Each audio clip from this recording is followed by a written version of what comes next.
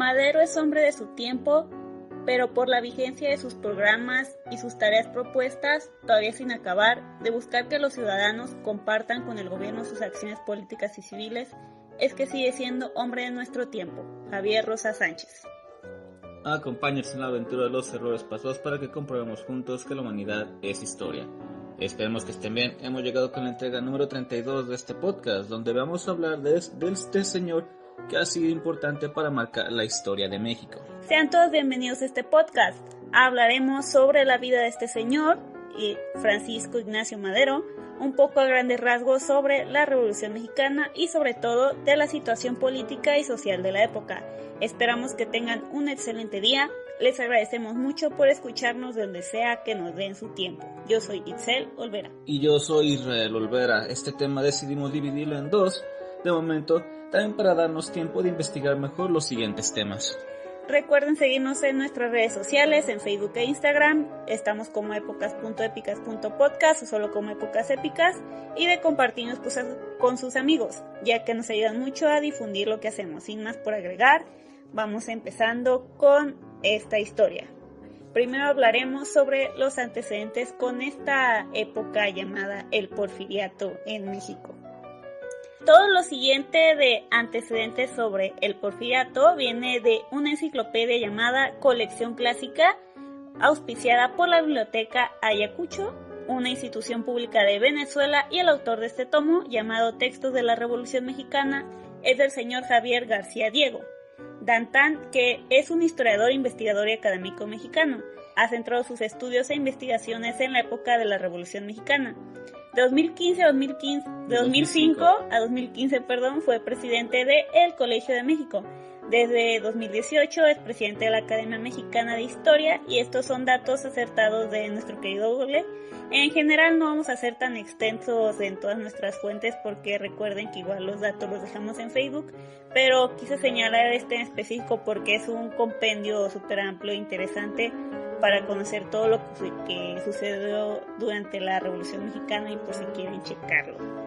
También tomamos un artículo de la revista Estudios Políticos de la UNAM, que está de forma gratuita y que podrán descargar y leer por completo, junto con información de dos enciclopedias que tenemos en casa.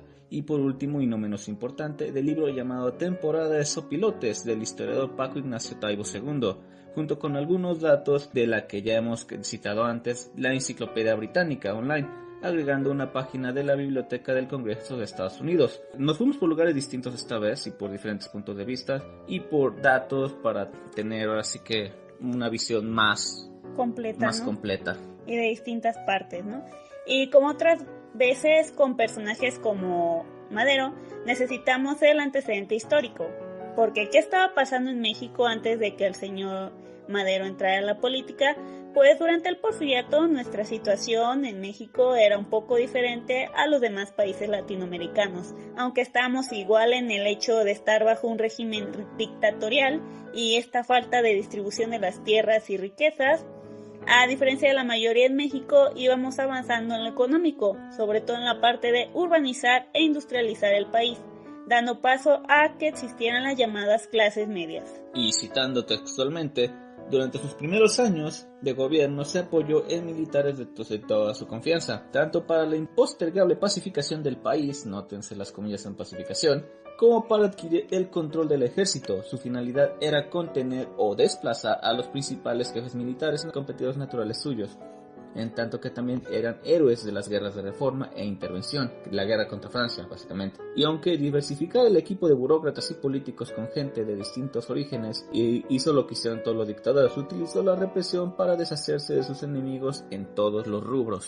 Y acuérdense que toda esta parte estamos hablando del señor Porfirio Díaz. Así es como en los primeros años de su gobierno, México estaba en una relativa estabilidad, concluyendo en un par de reelecciones fáciles para él de 1884 a 1888. Recuerden que primero eran de solo 4 años como en Estados Unidos, que bueno, ellos aún conservan.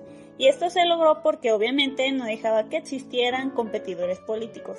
La gente no es que tuviera opciones realmente, así que por ello pues tampoco es que hubiera oposición o conflictos en la política en ese tiempo. Contrario a lo que podíamos pensar, se dio cuenta de que era mejor estar tranquilo con la Iglesia Católica, pero esto significaba mandar por un traste por lo que se luchó antes, así que ciertas leyes de la Constitución de 1857 no fueron válidas mientras él gobernó. Claro que sí, gran decisión, porque recuerden que antes de él estuvo conocida como la Guerra de Reforma, donde México se separó por completo del estado del clero católico. En esta primera etapa, como nos señala el señor García Diego, es donde vemos a México restablecer una mejor relación con los señores gringos, al igual que con Francia e Inglaterra, donde también se reducieron los gastos militares y comienzan los pagos a la deuda externa, lo que explica la mejora con las relaciones exteriores, ¿no? También se modernizaron los códigos de la industria minera y comercial, se crearon las primeras bancas modernas, las vías de transporte con los trenes, al igual que las telefónicas y de telégrafos, pero no se dejen engañar, porque todas estas cosas lindas son de las únicas que luego quieren resaltar sobre el gobierno de Porfirio Díaz.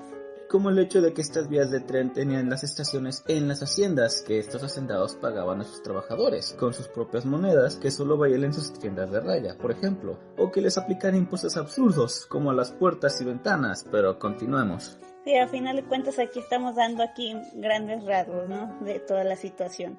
La siguiente etapa se divide entre 1890 a principios de 1900. Luego de mejorar estas relaciones internacionales, pues trajo dinerito extranjero, ¿no?, con inversiones de países europeos y de Estados Unidos. Con ello, las obras ya mencionadas crecieron y se mejoró la agricultura. Textualmente, fueron años definidos, ilustrativamente, con el lema de poca política y mucha administración. ¿Recuerdan lo de la diversificación? Pues valió poco, ya que unos años después, los miembros de su gabinete, gobernadores, senadores, diputados, jueces, en fin, que todo aquel que obtuvo su puesto burocrático durante su mandato, permanecieron igual de reelectos, igual que él. Prácticamente eran reelegidos igual, así tal cual, no había cambios. Entre ellos estaban los que se denominaban científicos, los otros eran encabezados por el señor Bernardo Reyes, a los que llamaban reyistas, mientras los primeros estaban encargados de la economía y educación. Estos últimos eran de la modernización, la disciplina y con ello del ejército federal. Y como todo lo que sube muy rápido y mal, así de grave sería la caída, debido a todas las contradicciones en este sistema político, afectando en todos los ámbitos de la vida mexicana, que por si no fuera suficiente ya tener demasiadas bocas para alimentar, sin saber leer o contar correctamente, solo el 20% de la población tenía estudios, también eran víctimas de sus supuestos patrones, que más bien eran sus dueños, tenían que vivir con el desasosiego de qué demonios iba a pasar con el país cuando el señor decrépito por fin pateara el balde. Sí, prácticamente como todo seguía igual, y no solo él, o sea, ¿qué iba a pasar cuando murieran estos señores de la burocracia reelectos? O sea, todo tendría que haber sido señalado con el dedo.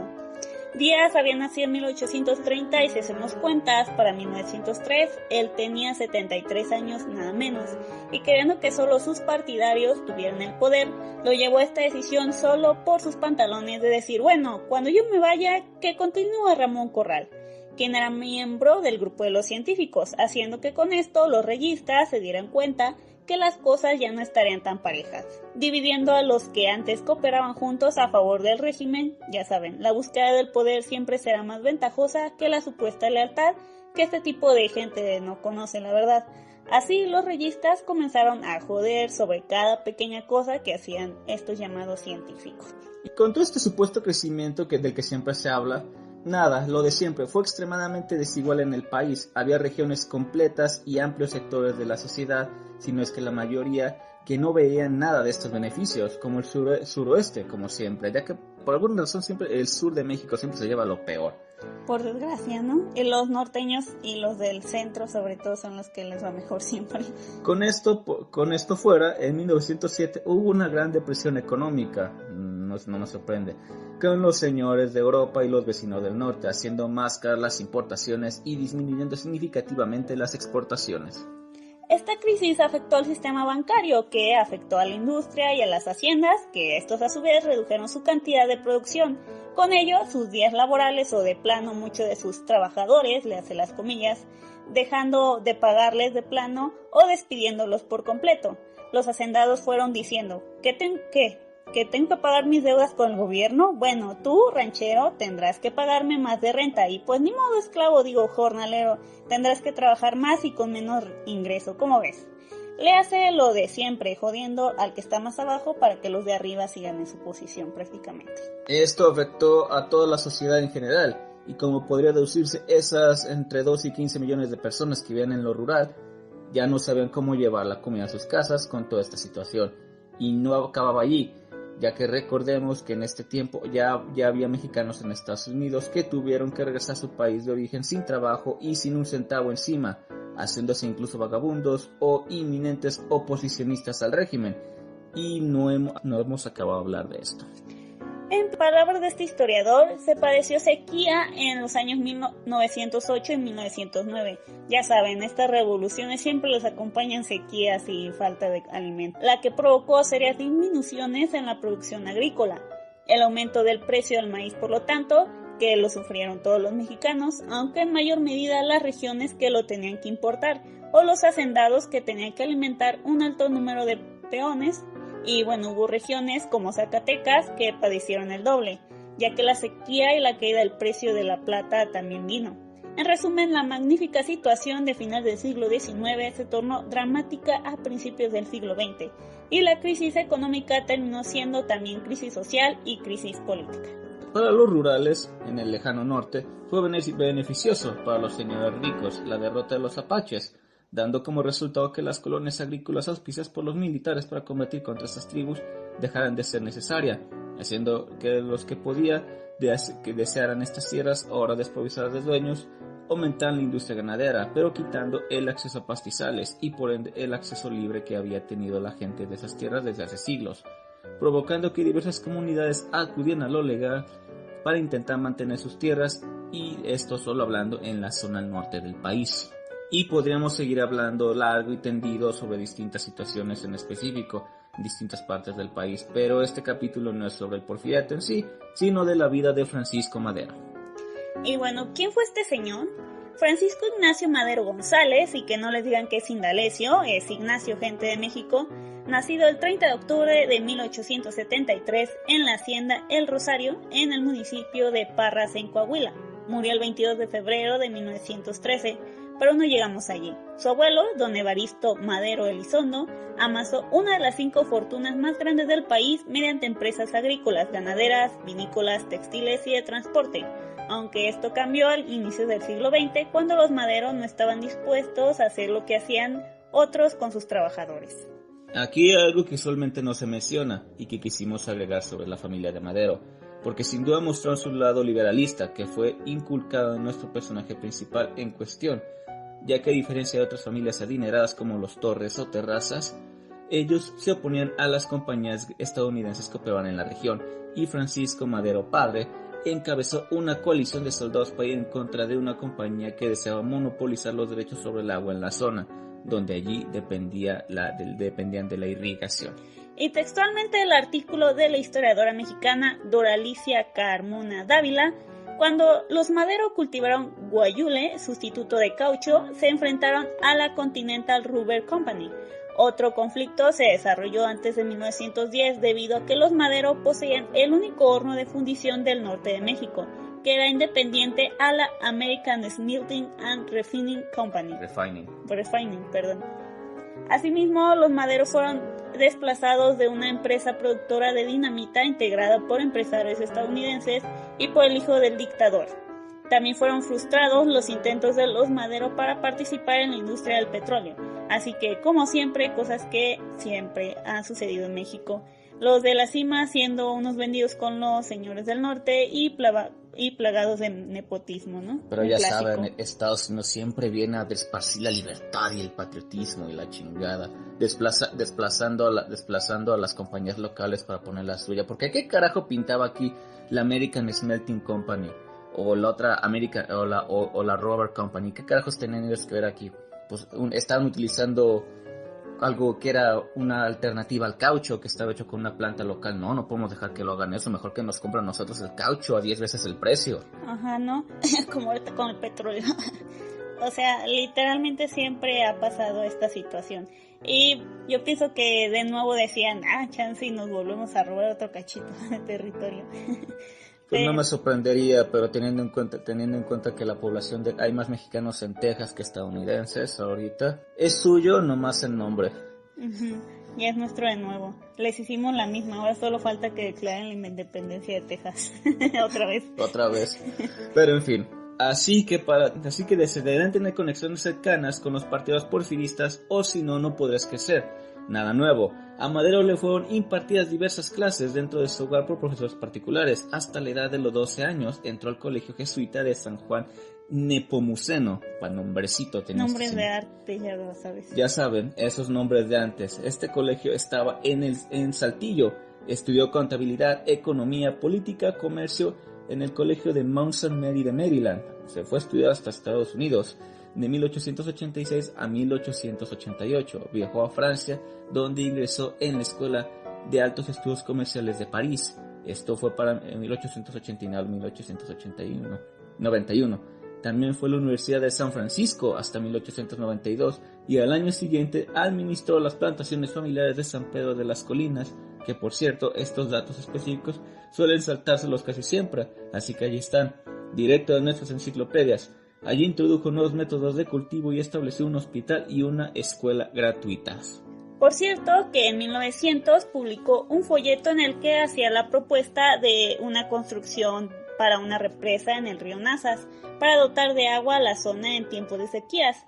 Y al publicarse la propuesta, recibe irónicamente una carta de felicitación del presidente Díaz en el año 1900, cosas de la vida sin duda. Como dato curioso, era un homeópata aficionado, tanto así que aprendió y ejerció para ayudar a los jornaleros de su hacienda. Este dato complementario de la página oficial del Banco de México. Antes de pasar a hablar sobre la revolución como tal, hay que mencionarles sobre cómo describen la personalidad de Madero en distintas fuentes. Hablando de Madero como persona, desde pequeño era respetuoso y alguien al que no le gustaba mentir, siempre tratando a las personas de su alrededor por igual, ganando la simpatía de muchos, muy optimista y noble de su personalidad, citando textualmente: poseía suficiente dinero para vivir con desahogo, pero esto lo señala como hombre singular también, al mostrarse con sencillez. Toda persona necesitada halló su casa abierta y una mesa a su servicio. Obligó a los trabajadores de su predio a enviar a sus hijos a la escuela, cosa que se nota al instalar una escuela comercial de San Pedro, algo que era inaudito para la época, ya que a este señor le importaban sus trabajadores. Y es más, para trabajar para él tenías que mandar a tu hijo a la escuela. Eso no suena como castigo. Sí, o sea, literalmente le importaba el progreso de donde él vivía, ¿no? Diferente a, por ejemplo, a lo más anterior a ellos, prácticamente los hacendados eran la nueva nobleza, esa es la verdad. La burguesía terminó sustituyendo a los nobles en esa época y como en muchos países, pues ya saben, había una familia que mandaba tenía derechos en las tierras de cierta zona, pero los Madero, a diferencia de otras grandes familias, pues les importaba hacer crecer su propiedad, pues su territorio, y en este caso pues instaló varias cosas ayudando a las personas de allí, pues. Y eso es algo de su personalidad que también al final del día fue como su parte de su caída, ya que era muy buena persona y ese era el problema. Le faltó más malicia a este señor. Sí, es que tal vez debió ser un diplomático, pero como diría su hermano, más bien él tal vez no debió llegar hasta ese punto en el poder, ¿no? Tal vez pudo haber hecho bien, no sé, de Secretaría de Educación o de Salud o algo así, pero no tanto de... Es que si vas a ser un presidente, un político alto, pues. te tienes que presentar con la cara de un ángel, pero te tienes que comportar como un lobo. Así que... Se aprovecharon de eso, pues. Y continuando, le interesaban tanto los jóvenes y con ello el futuro del país, que pagó pensiones estudiantiles a niños para que no tuvieran que abandonar la escuela para irse a trabajar. También estableció un comedor gratuito para 60 niños y construyó casas para sus trabajadores. Cuentan que nunca fue consumido por algún vicio, vivió de manera modesta y fue un destacado civilista de la cultura del continente americano. Aún así, el hermano de Francisco, Gustavo, suele decir: de todos los Maderos fueron a elegir como presidente al más tonto. Decía medio en broma, aunque tonto no, más bien un poco ingenuo. Sus enemigos lo llamaron el enano del Tapanco y el presidente Pingüica, o Pinguica más bien, a modo de sarcasmo, ya que esta fruta mencionada es muy pequeña, pero que proviene de un arbusto que alcanza los 3 metros de altura. ya que en su complexión física era bajo, incluso para su tiempo, con 1,48 de altura. Delgado y pálido, sus amigos lo llamaban de forma más cariñosa como el Chaparro, entre ellos Villa. Hay una historia que mencionemos más adelante. Ahora, esto es y por interesante. Villa es Francisco Villa, tal cual, Pancho Villa, eran amigos. Esto es interesante, ya que si vamos a verlo de esta forma, 1,48, aún para la época era muy bajo. Es más, Sí. hablemos hoy día de la, ahora sí que como el estándar de la mujer aquí en México, que es como unos 50, unos 60, ¿no? Más o menos. Ajá, unos 55. Y los hombres estamos entre unos 60, unos 70. De hecho, ya la media ya está en unos 70 aquí en México, Sí, para los hombres. Unos 70, unos 75. Yo nunca he visto una de México de más de unos 75. Los ha de haber, pero no los he visto. Bueno, sí hay de aquí de México, pero pues es una minoría, los muy altos. Creo que nomás he visto como una o dos personas así, pero whatever. El punto es que ahora para la gente que se rehúsa a utilizar el sistema métrico y quiere manejar las cosas en pies, se los voy a poner así. Medir 1,48 es algo así como medir 4,9 pies. O sea, si no llegas ni a 5. Pero no, esos, los únicos que utilizan los pies son los gringos, y dudo que ellos estén viendo esto. Bueno, escuchando en este caso. Whatever. Sí, es que era muy bajito, la verdad, pero ahora sí que tenía un gran corazón. Quisiéramos citar las siguientes líneas del señor Taibo II. Era más bueno que el pan, convencido de que había mucho menos mala fe en el mundo de la que obviamente existía. Había intentado conciliar con todos y así le había salido. Un hombre que poseía una extraña mezcla de bondad, inocencia, tenacidad y valor civil y físico. Sin duda, todo eso no bastaba. Y como dirán por ahí, es que, sinceramente, a veces tienes que ser un maldito. Es que no puedes estar en la política y ser buena persona. A veces para hacer algo bien, tienes que hacerlo mal. Pues era un moralista e idealista y como dicen, pues sí era una buena persona, pero pues no puedes estar en la política siendo buena persona, esa es la triste realidad. Sí, en especial hoy día, tienes que... Pues desde siempre, ¿no? Esa es la verdad. Ahora sí que tienes que andar con lo peor de la sociedad y bueno, si de verdad quieres ser buena persona, al final tienes que buscar un poco lo mejor para las personas, ¿no? Pero igual tienes que pactar con los diablos. Y bueno, de costumbres veganas y abstemio, algo muy curioso para una persona de dinero de su tiempo sin duda, se le tachó de ingenuo, porque los malvados no entienden de grandeza del alma, y porque supo perdonar a sus enemigos, pudo acallar la crítica irrespetuosa e injusta, pero la receta de su conducta no le permitió negar a México el don de una prensa libre.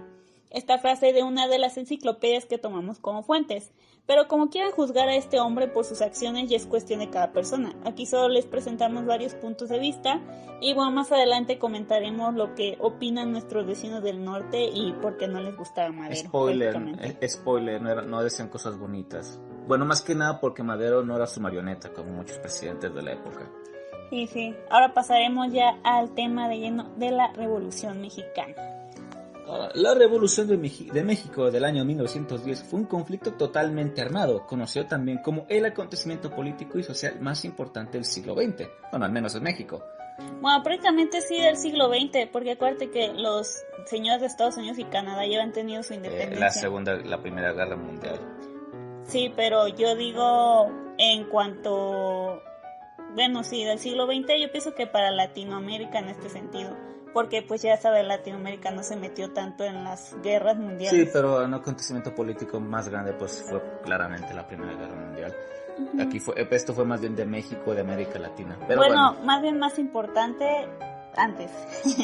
Fue de los más importantes. Y en América Latina. Bueno, no solo convirtiéndose en un cambio de líderes, sino viéndose en necesidad de una reestructuración social del país, quienes citando...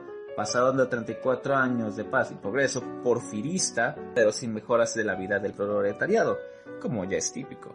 La situación en el norte del país era peculiar a los otros estados, y ya que nos estamos enfocando en Madero, y bueno, hablaremos de Coahuila más exactamente, contrario a lo que se podría pensar en el primer momento, los dirigentes del movimiento de Madero eran hacendados igual que él, pero ¿cómo es que la gente lo seguía? Esto se debe a la unión ocasionada por un enemigo en común. Como saben, no hay mejor unión que tener un enemigo que los une. Ya que sufrían ataques de los indios residentes de la línea fronteriza, por lo que muchos hacendados norteños financiaban por sí mismos y ante la falta de apoyo del gobierno, ponían de su bolsillo para las campañas militares contra los invasores, donde participaban todos los habitantes de los pueblos, los rancheros y obviamente trabajadores de distintas haciendas. Básicamente el gobierno mexicano no quiere levantar un dedo para mandar al ejército a pelear estas cosas, aunque deben haberlo hecho, que la gente del norte y los hacendados tuvieron que, por así que, utilizar sus fondos para crear una milicia local, básicamente. Pues como siempre pasa en este tipo de situaciones, bueno, normalmente, o una de dos, o se estuvieron metiendo gente de afuera en algunos países, o pasaba que la gente que tenía fronteras con lugares conflictivos eran prácticamente los que hacían algo para detenerlo ante la falta de ayuda. La milicia, básicamente. Ajá. Pero Sí. Bueno, además de que debido a la gran extensión territorial y tan poca gente, hubo pocas usurpaciones de los ricos a los pequeños y medianos propietarios. Y como menciona el señor García Diego, para los peones, jornaleros, aparceros, rancheros y habitantes de las colonias agrícolas militares y de los pueblos libres de los hacendados no se caracterizaban por haberles arrebatado sus tierras, sino por darles protección física o trabajo relativamente bien remunerado, para la época al menos. Con esta Curioso. Con esta gran extensión de territorial que tiene México, no es de extrañar que incluso la situación social fuese diferente sin duda, sin contar que históricamente, por ejemplo, Occidente siempre ha sido más conservador, que es la zona donde estamos nosotros. Así que esta es la verdad. Aquí en el occidente centro han estado más los conservadores, los que siempre han querido ver por su propio beneficio dejando de lado a la gente. Y en los surestes y los norteños era siempre donde ha habido más levantamientos donde están liberalistas. más levantamientos.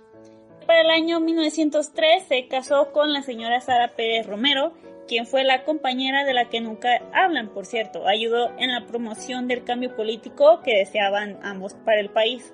Más exactamente, y como no dejar como un dato incompleto, nacida el 19 de junio de 1870 en San Juan del Río, Querétaro, fue hija del hacendado Macario Pérez y de Felipa Romero. En el año de 1893, Sara fue enviada al aristocrático colegio de Notre Dame en San Francisco, California, donde conoció a Mercedes y Magdalena Madero. Sarita y las hermanas Madero pasaron las vacaciones juntas, primero en Arroyo Zarco y luego en San Pedro de las Colinas, Coahuila. Oye, otro dato curioso, teniendo en cuenta que Madero también nació en 1870, ella también es una de esas pocas personas de la época que de verdad se casaron con gente de su edad y no tratar de casar a una chica de 19 años con un mono de 50. Sí, de hecho, ella era 3 años mayor porque él nació en 1873 y ella en el 70. En el 70. Ella era unos años mayor que él, de hecho. Curiosa situación. Normalmente es al revés. Y por mucho más tiempo y por mucha más edad. Tienes 50 y tu prometida 19. Caray. Hablando como en el capítulo anterior, esta Heidi tenía 18 y el tipo le llevaba 30 años, o sea. El año siguiente, Madero entró a la política y el periodismo, creando el llamado periódico El Demócrata, donde hacía conocer sus ideas sobre los derechos, el voto y por supuesto la libertad. Continuando, fue ahí donde conoció a uno de los hermanos de Mercedes y Magdalena, Francisco. Estos hicieron novios en 1897 y se casaron el 26 de enero. Otras fuentes dicen que el 28 de 1903. En la capital, la ceremonia religiosa fue presidida por el arzobispo Próspero María Alarcón y Sánchez. Próspero. Me dio risa ese nombre. Tiene nombre de planeta. Espera, hay falta última parte. Y Sánchez de la Barquera. Ese era su nombre completo. Al día siguiente, el banquete se ofreció en el Hotel de Reforma. Su hogar lo fijaron en San Pedro de las Colonias, estado de Coahuila. Sara tenía para entonces 33 años, como ya mencionamos, y Francisco 30. Estos datos son de un artículo de la Universidad Autónoma Metropolitana, Unidad de Xochimilco, en un especial de datos extras, o tal vez uno dedicado a las mujeres de la Revolución. Tocaremos esto más sobre el tema, la historia de esta mujer después. Estaban grandes cuando se casaron. Y bueno, al año siguiente Madero entró a la política y al periodismo. Creo que esto aquí lo repetí la información, perdón. Que bueno, ya entró al periodismo haciendo este periódico del Demócrata. Pasaremos a esta última partecita donde hablaremos un poco de la situación política y ya le dejaríamos hasta aquí antes de continuar ya tal cual a cuando fue presidente y lo que pasó y así.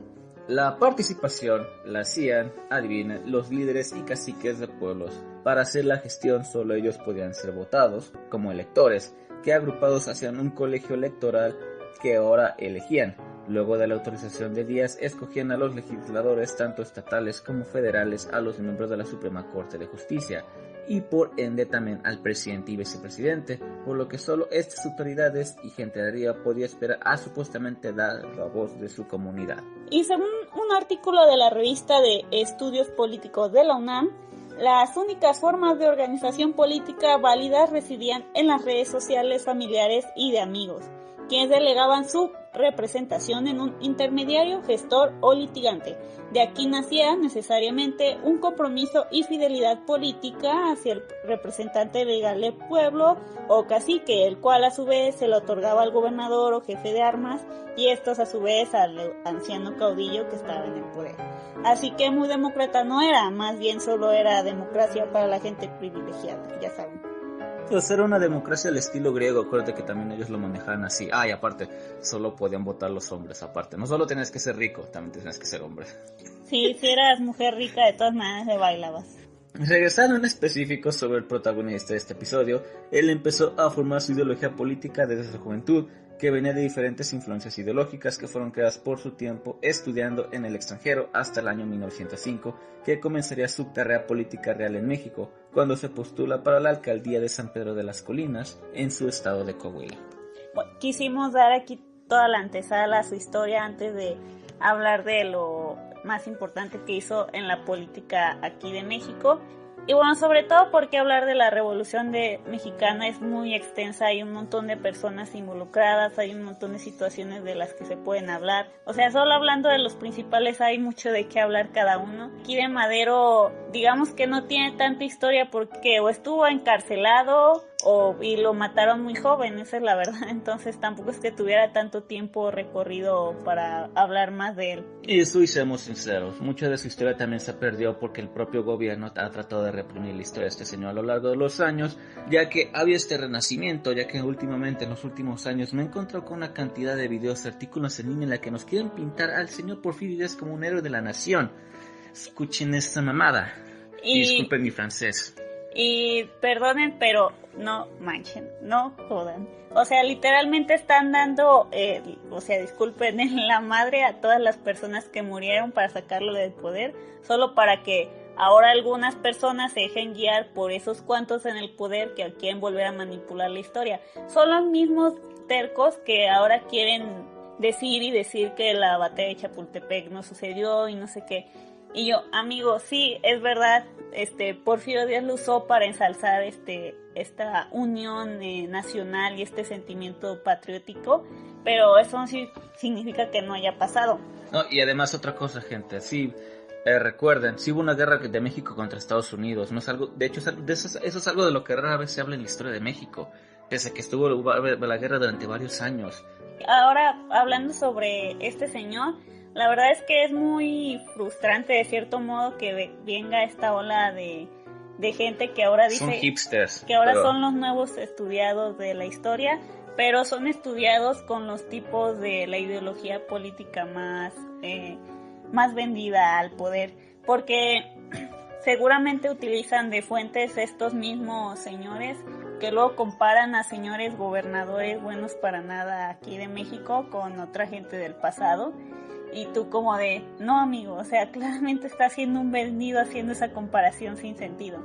Y son los mismos que ahora no sé por qué quieren ensalzar el gobierno de Porfirio Díaz. Es que él era un héroe durante la guerra de Reforma y que no sé qué chingados. Sí lo fue. Nadie niega que Porfirio Díaz fue una de las personajes importantes. Por ejemplo, en la intervención francesa, Porfirio Díaz fue un general muy importante. Y yo diría que si no fuera por él, México hubiera perdido muchas más batallas. Pero esto no excusa todo lo que él hizo después.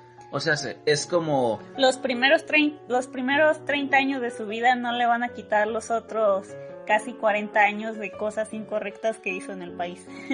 Sí, hizo muchas cosas, pero todo lo que hizo después, todas las represiones, toda la muerte, hay que darle, como dirían, al César lo que es del César. Como dicen, es que la historia no es que se deba de dividir completamente en villanos y héroes, ¿no? Porque es mucho más complicado. Ajá, es muy complicado en este tema. Por ejemplo, hablamos también de Madero porque en verdad no es que haya hecho demasiado. Para empezar, Él tenía muchas ideas. Sí, él no estuvo completamente en la lucha armada porque como era un contendiente político, fue exiliado al extranjero, fue encarcelado, entonces él no estuvo directamente peleando y matándose o mandando matar a sus seguidores. Los que peleaban fue más directamente la gente como Villa, por ejemplo, que ellos estuvieron en el frente peleando casi siempre. Ajá, pero aún así, siendo como era, es que atrajo a estas personas a su lado, ¿no? Como Francisco Villa fue uno de los que siempre estuvo de su lado, hasta que, pues por desgracia, Madero también se dejó llevar por los demás. Y bueno, como eso lo hablamos en la siguiente parte, pero como un adelanto, Madero fue el que lo terminó encarcelando a Francisco Villa. Y aún así él decían que en las cartas que le llegó a escribir él a Madero, pues no es que estuviera completamente resentido con él, ¿no? Sabía que toda esta complejidad política que estaba pasando y aún así le preocupaba lo que le fuera a pasar a Madero, porque sabía que entre todas sus equivocaciones políticas, pues era una persona que sí quería buscar algo bueno por el país, ¿no? Pero por desgracia México estaba muy dividido en ese tiempo. Argumentablemente sigue estando muy dividido, pero eso es otra historia. Pues no tanto, fíjate, no nos gusta meternos en política reciente, pero aún así sigue habiendo una mayoría de un lado, esa es la verdad. Y luego hay otra minoría de otro lado, y luego hay otra minoría que le da huevo a la política y pues no quiere hablar de eso.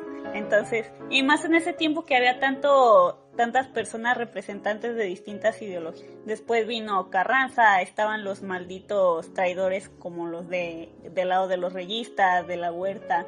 De hecho, me cae gordo ese tipo porque al principio se supone que él no estaba del lado de hacer el golpe de Estado. Se dejó llevar por el dinero. No, según él no estaba de acuerdo, pero dijo, bueno, si lo quieren hacer, pues yo no diré ni haré nada en contra de ustedes. Fueron pocos los que se mantuvieron del lado de Madero, que era el presidente electo. Esa era la verdad.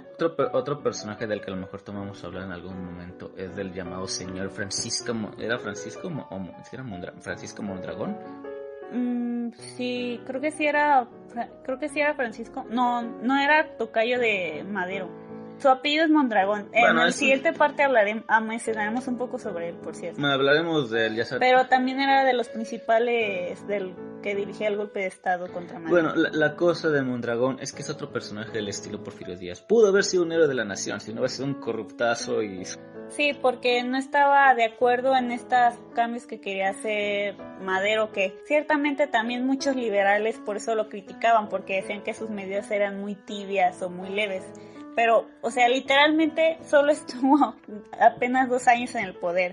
O sea, ¿qué esperaban? La cuestión es, si lo hayan dejado trabajar sus 4 años y otra persona haya intentado seguir sus pasos, tal vez México sería otro, ¿no? Es como... No literalmente cortar de tajo esos intentos que él estaba haciendo al principio. No esperaban que un solo hombre pudiera unificar todo eso, así de fácil. Ni que fuera Japón.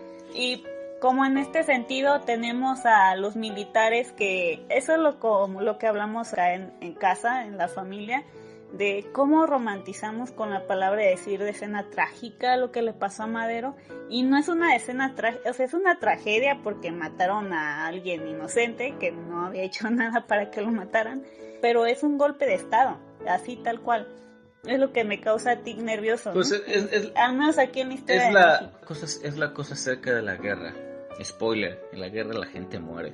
No es por ser gacho, no es por sonar culero, como diríamos acá, pero así son las cosas. Cuando hay guerra hay muerte. Pero como llegó a decir Stalin, y pues lamentándome si tener que citar a alguien tan odioso y maldito como él, una muerte para mucha gente es una tragedia. 1 millón son estadística. Sí, en este caso pusieron solo como una tragedia lo de Madero, pero es que no solo era su muerte, era literalmente tumbar este intento de, ¿cómo se puede decir?, de base que él quería hacer para mejorar la política del país. Eso es lo malo, hay que irlo cambiando con el tiempo. hablar lo que pasó, ¿no? Pero bueno, ya nos fuimos mucho por las ramas. Ya les estamos dando spoilers del capítulo que sigue. Nos escuchamos la próxima semana. Antes de irnos, nada más para informarles sobre la próxima colaboración que haremos de nuevo con los chicos de Vidas Ocultas. Ya hablamos con Axel e Ingrid y nos dijeron que a Whitwood que sí, que nada más les dijéramos el horario y dónde, y grabamos de nuevo. Esta vez ellos van a venir con nosotros, vamos a destrozar a Andy Warhol porque a los 4 nos parece una tremenda burla a la historia y a la inteligencia humana que se le tenga en tan alta estima a Andy Warhol. Y a lo que se refiere al arte en general. A él sí no lo vamos a juzgar como persona, miren, era un tipo que no era le humano, gustaba, ese tipo no era humano. Extraterrestre. Le gustaba la fama. Ese tipo no era humano, era un reptiliano, algún ser raro, porque ese güey claramente no era humano. Entonces, paliducho con cara de rata. No vamos a hablar tanto como su persona, sino sus decisiones en el mundo. Casi todas son malas. En sus decisiones en el mundo del arte y cómo los señores gringos les ha encantado ensalzarlo y ponerlo como un icono del arte moderno, cuando no, ese señor no debe estar en los libros de historia del arte. Entonces, ya que tanta gente lo ensalza y habla bien de él, seremos también de los que ya están viniendo a criticar este tipo de arte mediocre. Entonces, pues, esperemos que quede muy divertido. Nótese, nosotros no somos artistas, no pretendemos decir que somos eminencias en este ámbito, pero uno puede reconocer cuando algo es una porquería. Y lo peor es que no debemos de seguir ensalzando este tipo de situaciones. De nuevo, no hay que darle pedestal a quien no se lo merece y hay que tumbar en el barro a quien sea. Preferiblemente desde un lugar alto.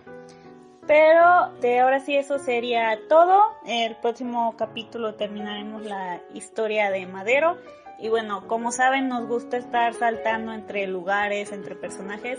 Entonces, cuando volvamos a hablar de la Revolución Mexicana o de un personaje, pues se irá complementando para hacer el gran rompecabezas de toda esa época y todo. También para la gente que nos escuche desde Sudamérica, también estamos investigando para hablar de la famosa guerra de la Triple Alianza.